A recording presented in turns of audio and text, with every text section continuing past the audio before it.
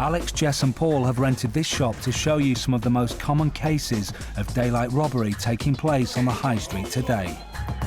The alternative cosmetics market in the UK is worth millions, and wherever there is money to be made, hustlers will always find a way to exploit it.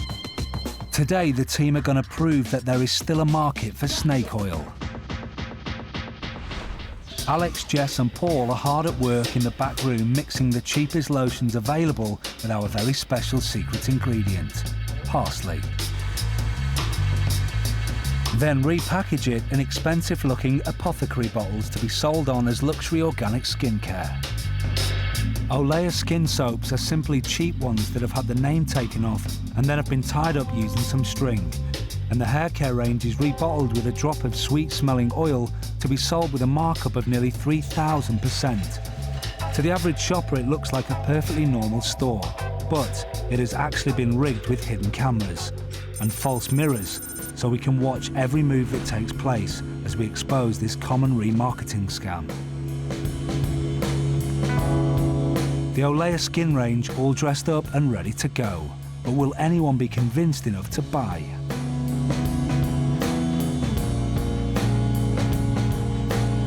The snake oil scam is so clever because it activates our stereotypes. So it stops us from looking beyond the surface. So we see bright-coloured bottles, we see flashy-coloured bottles, and we assume that they contain good things. This is something that con artists exploit to part us with our hard-earned cash. Excellent. Olea Skin is open for business, ready to serve their repackaged fake organic products to any passing punter.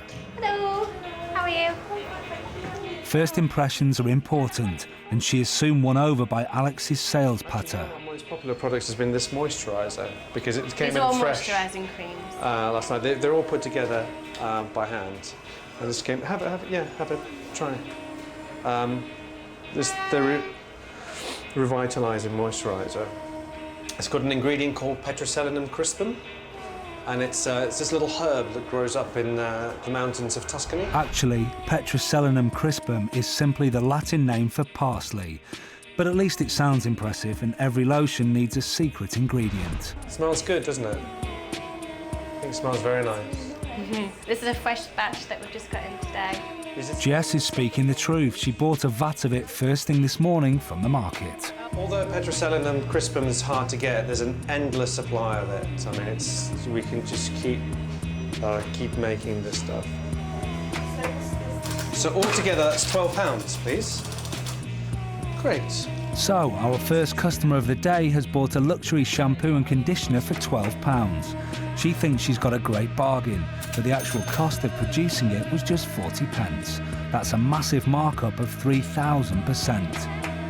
And it's not just women who are interested in Olea skin products. Hand lotion, but my hands seem to get a bit dry. Oh right, we do a body lotion which also doubles up into a hand lotion as well. It's got beeswax extract as well, which is great for chapped skin, and it helps with the blood circulations in your hands, so it will rejuvenate your cells and make it a lot smoother. It's also great for wrinkles, but it will be great for wrinkles though as well. So, with a little flattery and some pretty packaging, this customer has bought a tub of £6 parsley hand cream that actually cost 27p to produce. Throughout the morning, there's a steady run of customers who are more than happy to part with their cash for this economy-class scent at first-class prices. Thank you ever so much. Thank you. Bye-bye. Great, thanks, bye-bye. The team can't believe how well it's going. It's another easy sale as she buys an £8 face cream that's actually a jar of cheap grease worth just 30p. I think we need to refill the moisturiser. Okay, reset, there's more coming. Paul's job is to replenish the stocks, and he's going to have to work fast as the customers just keep on coming. The women are keen to try, but will they buy? Alex's silver tongue gets to work. It's all got an active ingredient called Petroselinum crispum, which is this plant that grows up in Italy. This has been chilled, you see. I pack them in different bags. It's the smell as well, but it's the amount. When they have active ingredients, and the more fresh they are, the more you should try and keep them refrigerated. The sales start to roll on, and Paul is struggling to keep up with the demand. The receipt. I think very good value for money, especially because it's like allergy tested, organic. So I think it's very good price, £6. They said the products were made all on a farm somewhere in England, and I like that idea as well. I don't usually buy organic products, but I was really tempted in there, so I thought, well, it's good value for money, so I thought, yeah, why not treat myself? And finally, it's closing time. It's been a successful day's trading with bargain basement products selling at luxury prices, generating the team a huge profit. It's time for Olea Skin to come clean and tell the customers what they have really bought. I'm really, really irritated, really angry if they're not organic and they've sold them as organic, and I would hope someone would go to jail for fraud. But I totally believed her because she said it was organic, but it's not. I mean, I was in there, the shop was all done really nice, the packaging, the smell, they seemed really professional. I would never have guessed, I wouldn't have been able to tell the difference. Hustlers target this kind of product because there's such a large demand for it. People are more than happy to spend their money on what they think is going to make them look and feel younger. When it comes to buying health and beauty products, always make sure you know what you're buying. If you're not buying from recognised brands, ask for a list of the ingredients. Look those ingredients up. You really should know what you're putting on your skin.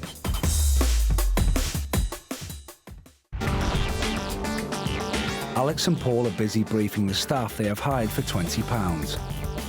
Some of these people will become bogus shoppers called shills. Shills, your job is very simple. All you have to do is put your hand up for absolutely everything. And the others will be helping packing, moving the goods and collecting the all-important money. Half an hour later, a sizable crowd has already built up in the shop. Phase 1, the hook. Paul is the pricer. He is going to tell the crowd how much all of these electronic goods are worth and whip up their expectations. You buy that here today, £15. The blackberries, we just got them in, we're selling those for £30. Nokia 88. While these appear to be amazing deals, the real shoppers will never get their hands on any of these goods, as they are going to be sold to the shills who are dotted around the room. We're going to set up a whole shop here, but in the meaning of take care. After 20 minutes of hype, Paul now briefs the crowd on how the auctioneer and Mr. Steele likes to work. All right. Mr. Steele will ask you to put your hand in the air if you want something. He'll pick you out. Whoever he picks out pays over the money, we give you the goods, we move on to the next sale. You all understand how it works? Yeah. All right, I'm going to hand you over to Mr. Steele. He's going to take care of the rest of the auction. Phase 2, the fake sell. The auction begins, but first Alex starts to give away packets of batteries. Already the audience can see they are getting something for nothing. I got these. They're normally about £5, £6 each. Here, I don't want them, you take them. Here you go. You put these in your pocket. Here, look, I've got bags of these. Here, you gentlemen over there, mind your head. We supply various stores like Dixon's, we supply Curry's, we supply Argos, all right? Unfortunately, some of the people who work there are a little bit careless with the boxes, and what happens, they get thrown about a bit. All right, but it's just the boxes that are tatty. Everything inside is brand new. It's not second-hand, and it comes with a guarantee. Understood?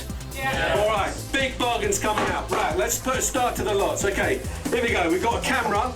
We've got a PC camera. You can see it's brand new inside. We're going to ask for £20 just for this. We've got the iPod, okay? Well, I'm going to give it to you for 40, all right? Well, Alex starts putting together a lot for sale. He's got an MP3 player, a mobile phone, a PC camera and a CD radio cassette player. All this is worth over £400 on the high street. You've got to put your hands up so I know you want the goods, understood? Yeah. Right, okay. I'm not asking 200, I'm not asking 100, I'm not asking 50, I'm not even asking 40. Who's going to give me less than £20, a tenner for the whole lot? Hands up in the air. £10. Seems too good to be true. Surely they must have fallen off the back of a lorry. At these prices, everybody wants a piece of the action. But guess what? Lady here, how are you going to pay? Cash or card? Cash. How would you pay? Cash. Okay, if you don't, he will. Is that right? Yeah. All right, sold to the lady for £10. Put all this in the bag. He's just sold all of those goods to one of the shills, a bogus shopper. Hands up in the air, who thinks that was a good deal? Next lot, here we go. We've got a PSP. So off he goes again. Another huge pile of ridiculously priced electronic goods. And you've guessed it, he sells it to another shill. Yeah? All right, sold to that gentleman for £30, yeah? £30? You happy with that price? All right, I tell you what. By now, the genuine shoppers are getting frustrated at not picking up a bargain, and they feel pressurised into putting their hands up for absolutely anything. I don't want anybody coming up to me later and going, well, you picked, but you didn't pick me, you didn't pick me. If you're interested in the goods, you've got to put your hand up so I can see you, yeah? Understood? Yeah. All right. Phase 3, the sting. We've got here, can you read the price? £26, okay? I've got This is where Alex now sells cheap goods to the real shoppers. £5. So I don't want £26, I just want £5 for this. And this will be your ticket. Claiming this is originally an expensive aftershave, he sells it for what seems to be a greatly reduced price. But £5 for this aftershave is still 5 times what it's really worth. Right, get your hands up. Get your money out, yeah? This is good. Now everyone has managed to buy something, they feel they are on a roll. And Alex now offers up for sale some watches.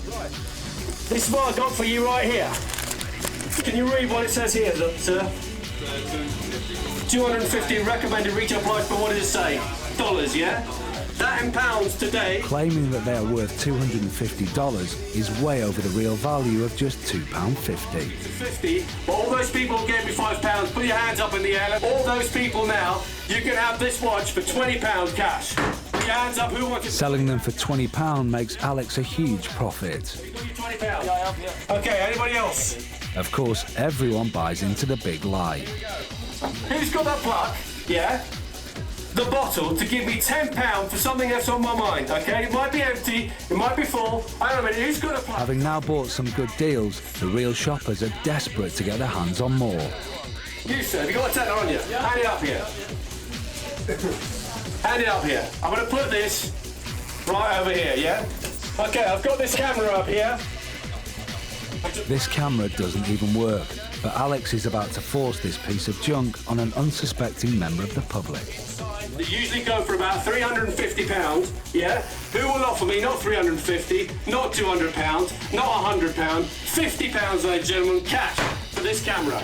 Gentleman over there, you gave me your £10 note over here, all right? If I put this towards this one, yeah, and I offer this camera to you for £20, so an extra tenner from you, would that be a good deal? Yeah, I'll take it, yeah. Okay, you'll take it? Get your money out. I'm going to sell it to this gentleman there because he's been looking at that camera ever since he got in there. With your £5 note. Alex has now sold off all the tatty goods and made a tidy profit.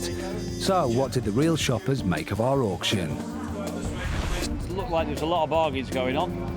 Obviously, the auctioneer was knocking stuff out really quickly to try and get people off guard, but they were going that cheap and that you just buy it anyway. So even if you don't really need it, you probably move it on to somebody else.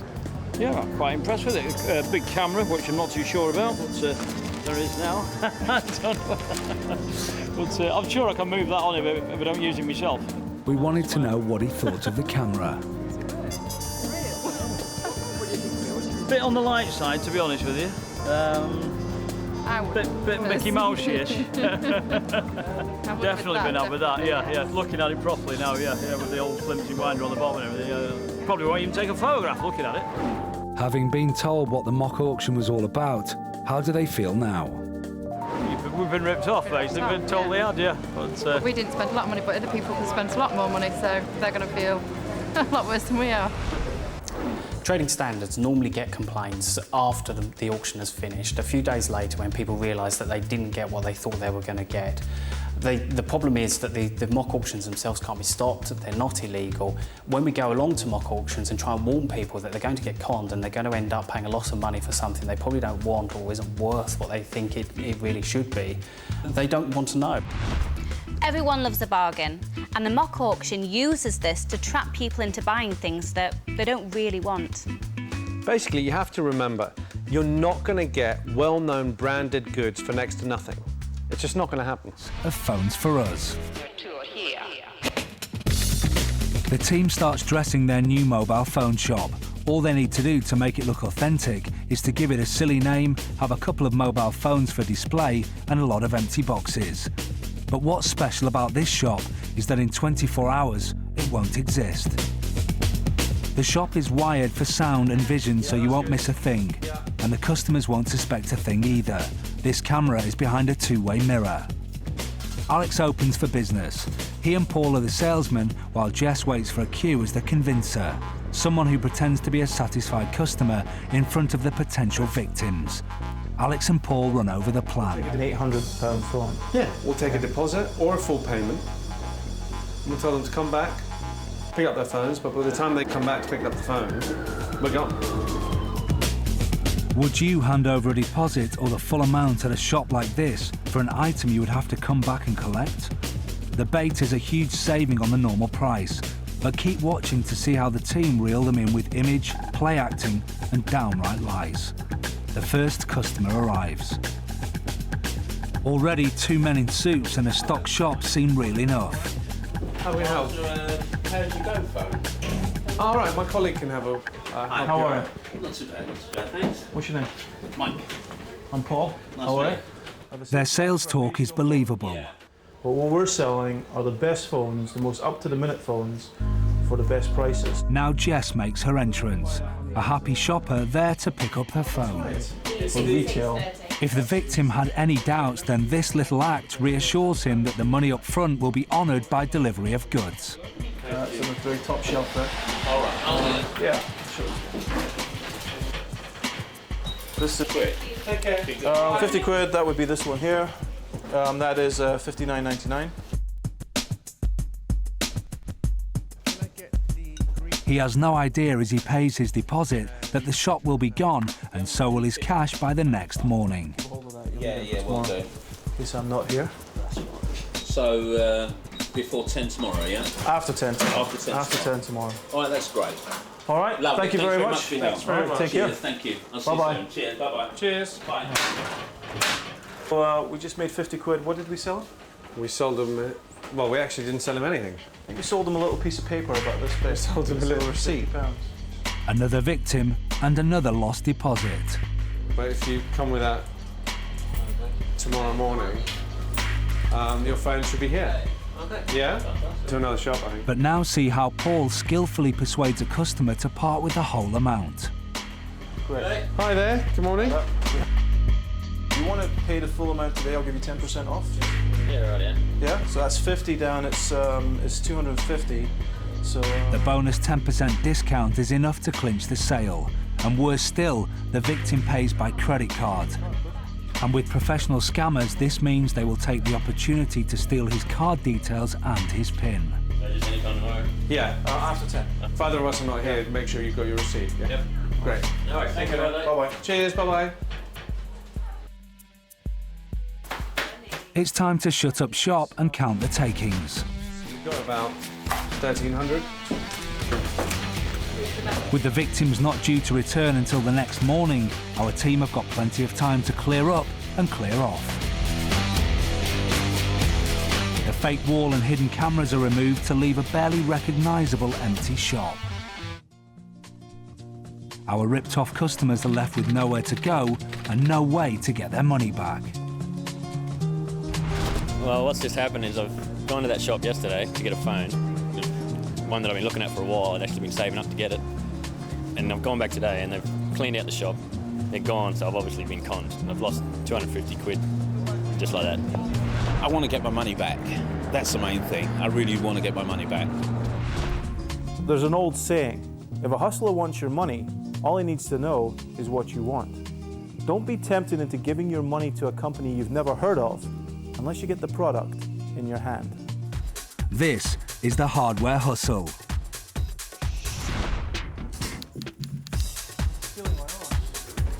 Would you like a computer upgrade? No? They put up flyers offering laptop owners the fantastic offer of a free memory upgrade worth £60. It's an offer too good to be true. But what is the scam? Keep watching to find out. Our cameras are in place so you won't miss a thing. We've even got one tucked behind a two-way mirror. It's not long before they have their first customer. Hi there, how are you doing?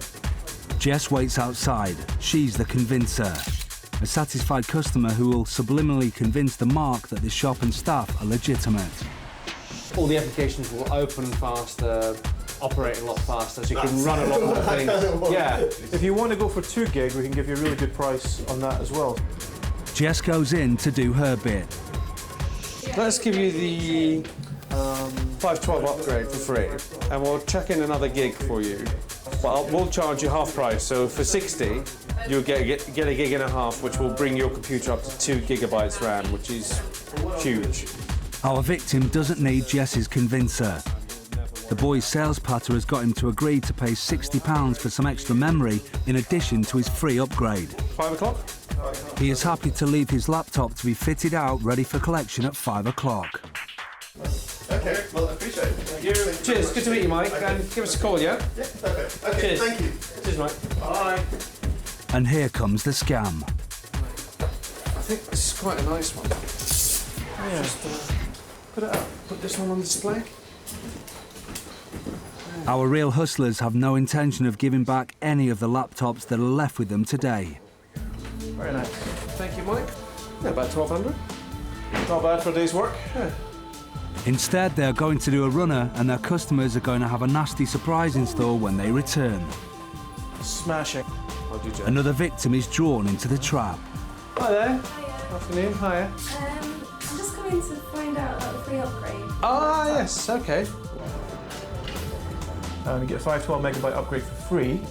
But if you're interested, we can give you As Jess play acts with Alex, Paul persuades her to buy extra memory in addition to her free upgrade. She agrees, and that's another double whammy.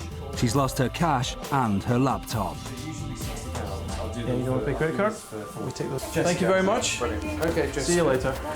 I can have these for you, Jessica. That's about $2,000. Sweet. Okay, can we display it as well? Put that one up there. Put that one up here? We'll sell it for $1,200 that way. It's a bargain for them and it's an absolute bargain for us. Trade is steady throughout the day. This customer joins the growing list of victims. All right, great. Cheers. Take care. Pleasure. The phone. Yeah, we need the same phone. All right. It's time to go. The team clear out the shop and count their ill-gotten gains. Right, how do we do? That is about $8,000. Right, let's clear everything out. The real hustlers pack up the shop and clear out, leaving no trace.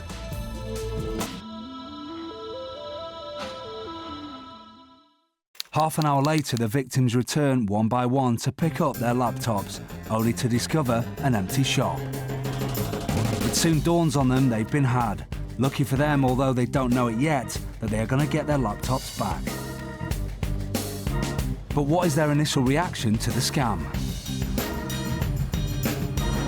They seem really nice. I knew what they were talking about. I went along, totally believed them. They've taken my laptop and they've got $1,000's worth of goods, and it was obviously a bit of a scam. I guess if an offer's too good to be true, then it probably is too good to be true. I'd go somewhere with a reputation next time. They've gone with it now. They're out of here. And yeah, now I'm without a computer and made to look a little bit stupid in the process. If you're handing something of value over to somebody else, make sure you get given a receipt with full contact details, and always have expensive items such as laptops insured. This is the cutting edge scam. Ideal Christmas presents, 22p set for $19.99. Hello, how are you? Do much cooking? I do actually. Yes. Have you got a good set of knives? Not as good as this though. No, this is a #1 selling knife in the US right now. Yeah. You buy one Pro Blade Plus, you get a 21-piece set for free. I mean, if you can see on the video. The sales patter is good, but it's the infomercial that's really got her interested. It seems too good an offer to refuse, and she buys a set for 20 quid. That's lovely. Thanks ever so much. Have a lovely day. Everything seems to be going well for Jess, and nothing appears out of the ordinary, except for the two jokers on the TV with the dodgy American accents. Wow, that's fantastic. Let's find out what's really going on. The knives, of course, are not chef's knives shipped in from America.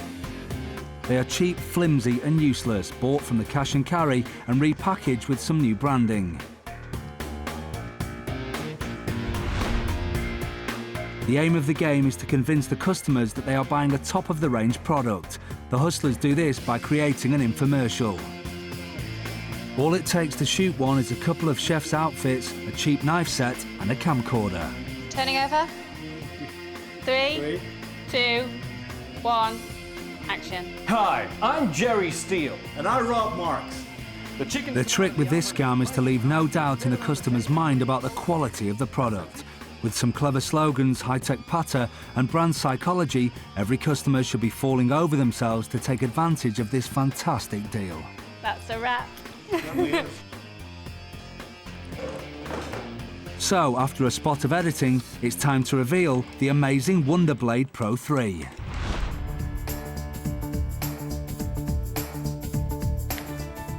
Hi, I'm Jerry Steele. And I'm Rob Marks. Has this ever happened to you? The chicken's come out of the oven, it's piping hot, and you're trying to carve the breast, and look at it. Looks like roadkill, Jerry. But I believe Rob has got the answer to all our problems. Yes, I do. Introducing the Wonderblade Pro 3, the future of kitchen technology today. This features nano sharpening technology on the blade, an ergonomically designed polycarbonate handle. This ensures a firm grip, reducing wrist strain, improving chopping speed, reducing preparation time, and cutting your kitchen time in half. Wow. Armed with their new infomercial and cheap repackaged knives, it's time for Alex, Jess and Paul to hit the market. Will the new video help them sell their knives to the public? And it's not long before the video starts to pull customers in. Jerry, if you were to try and buy a blade like this in a store, it would cost you upwards of $100. But today, you can own a Wonderblade Pro 3 for just $39.99. $39.99. That's fantastic, Rob. You can buy it with technology you can trust. Yeah, the exact same So, Rob, set. wow, 13 pieces for just $39.99. You gonna get one? Yeah. Yeah? There you go. Lovely, thanks ever so much. Enjoy your cooking. Cheers. Thank you, bye.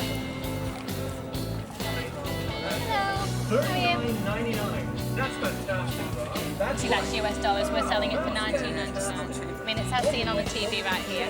Everything, yeah. Would you like to take one? Yeah? Okay. There you go, $19.99. Thank you. Wow. Get you your penny change. Through the morning, the money keeps rolling in, and every customer walks away feeling satisfied they've picked up a bargain. But what do they think of their new purchase? The video promotion is very good because you don't really have the time or the space on a market like this to cut a tomato or to cut a cucumber. So the promotional video is very good to actually see what these knives can do. But on closer inspection, do the Wonderblades still deliver? Yeah, a bit upset. But this is really, no. It's a good idea to actually check what you're buying, even if it's a half-open box or a completely closed box like this one was. I think I'm going to go back and ask for money back.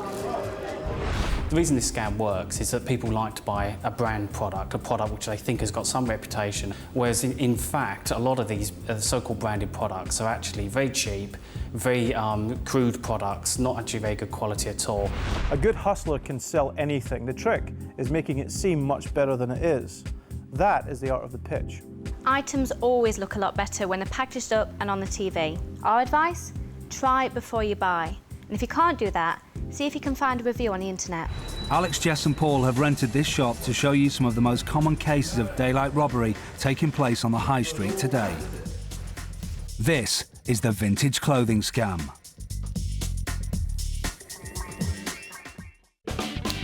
This is the Real Hustler's latest venture, a vintage clothing store. Jess is putting the finishing touches to the shop and making it look normal, while Alex checks the hidden cameras and microphones. Spot on. Perfect. This is a two-way mirror concealing another of our cameras. It all looks real enough, so what is the team up to? The first customers arrive and are soon browsing for a bargain. Anything take your fancy? I like that jumper. That one, how much is that one for? That one is 60. She's sorely tempted. It looks like a Chanel original, and for £60, that's a bargain. She decides to buy. You'd be gutted if you came back in, it was gone, wouldn't you? You'd be like, oh. And out comes the money. She's a happy shopper. So, what's the con? Well, there isn't a single vintage item for sale in the shop, and our hustlers didn't pay a penny for any of the goods. In fact, they've just picked it all up off the street. To see how they did this, we have to go back to the previous Friday.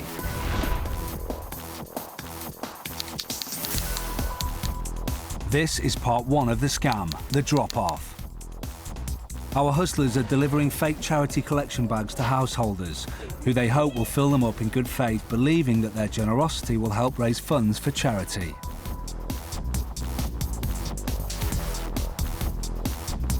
With the bags delivered, the team can go home and enjoy their weekend in anticipation of stage 2.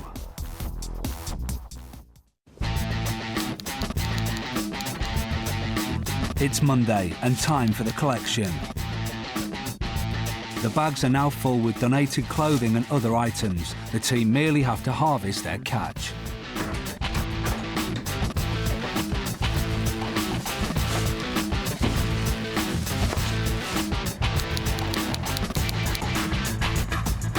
Back at the den, it's the sort. Items are selected for saleability and priced accordingly. Remember, these have cost the team absolutely nothing, and every penny made is going into their pockets. This is. Oh, look at this. Yeah, look at that. Look at This. that. That is Put a value. good That is label value on right that. there. Sequins means money. To make sure the garments look vintage, any telltale labels that betray a cheap provenance are removed. We'll write these up. Unlabelled, these garments will attract a high price. The next day, the shop is fully stocked and Alex puts the finishing touches to vintage RIP. We should really wash some of this stuff. Yeah, it does. It's not long before they get some customers. Well, vintage is old clothes that have been kept very well, and we've had them all reconditioned. So you get the old style, the old cut. Beautiful.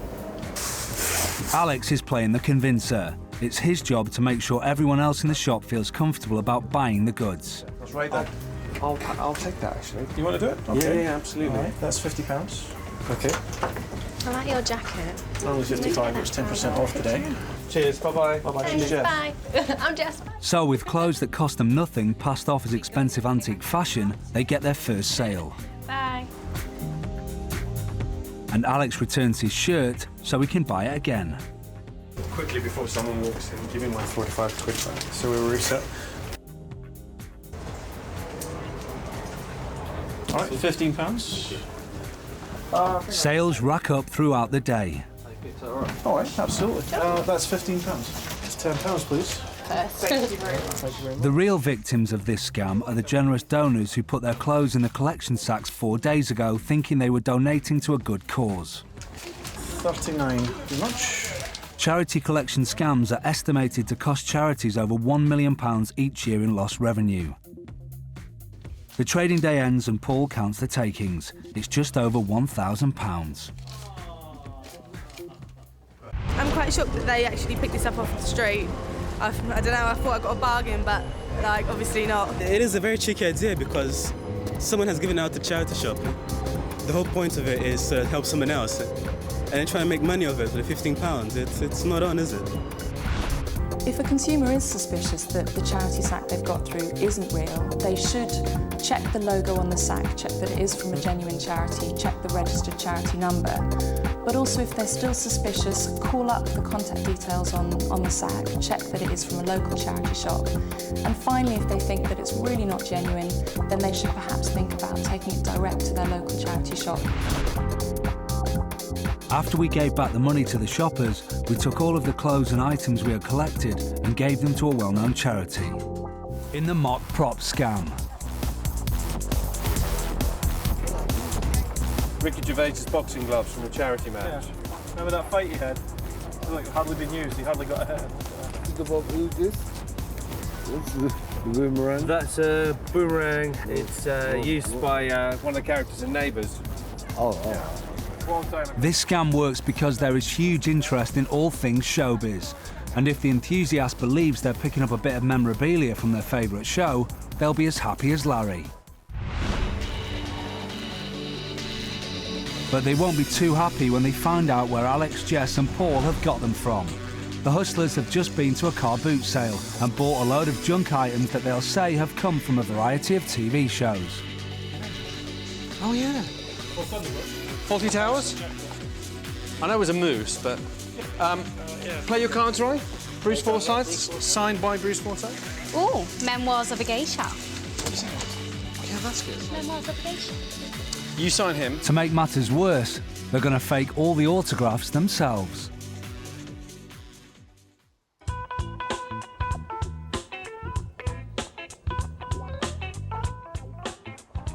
To give all of these items some form of authenticity, the boys have made up some official-looking certificates that claim they are registered original props. So now this hat came from Keeping Up Appearances. This switch box was in the New Avengers. And the garish shirt belonged to Pat Butcher on EastEnders. Will anyone be taken in by these claims and buy this old junk? Surprisingly, business is brisk. Yeah, it's just Alex sells this lady signed photos of Sean Connery and Michael Caine. as well, you know, the clips are... I think it's brilliant. Therefore, I'm going to get some frames to frame them up and put them on my wall. Paul sells another woman a prop from a well-known comedy show. Everyone believes they've bought the genuine article. This Knickerbocker Glory from Only Fools and Horses caught my eye. 15 altogether. I bought this beautiful oriental umbrella. I also bought some ketchup and brown sauce bottles from Ian Beale's Cafe from EastEnders, which is great. I also got an ashtray with it as well. And I paid £20. Thanks anyway. We told her she's just bought some old bric-a-brac. Oh, been ripped off then. I'll go back and get my money. I can't believe that. Surely not. They keep on coming, but selling fake autographs and props isn't the only scam the boys are running today, as this man is about to find out. That's Jimmy Nail's hard hat from right. Feeders and Pet. Yeah. Play your cards right, the actual cards that Bruce Forsyth used. I'll take those. Do you take a check at all? Yeah, take a check. Yeah? Yeah, all right. Okay. He wants to buy the large playing cards and a signed photo of Bruce Forsyth for £30, but he's about to make a huge mistake by paying for it by cheque.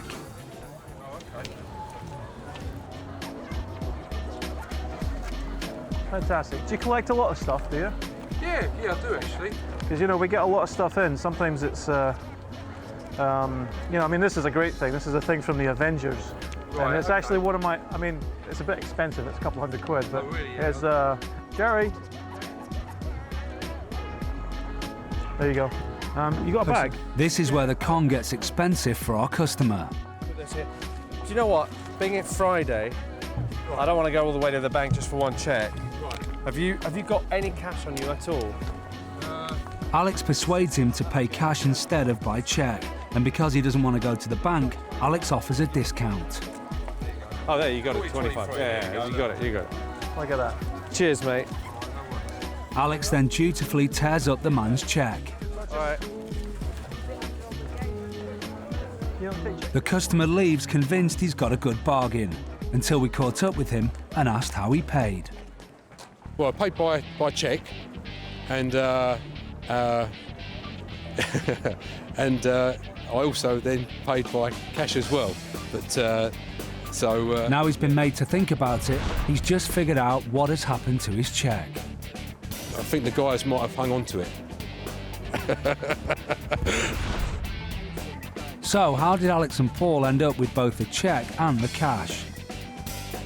While the man was writing the cheque, Paul took a blank one from his pocket that was already folded up.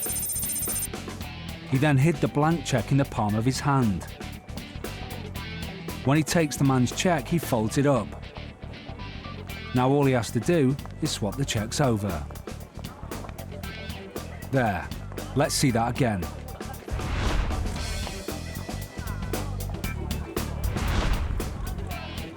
So when Paul passes the cheque over to Alex, he's passing the blank one that was in his pocket, and the real cheque is still in his hand. The customer sees Alex tearing up the cheque, but in reality, it's the blank one. Not such a good bargain. I think I've been slightly done there.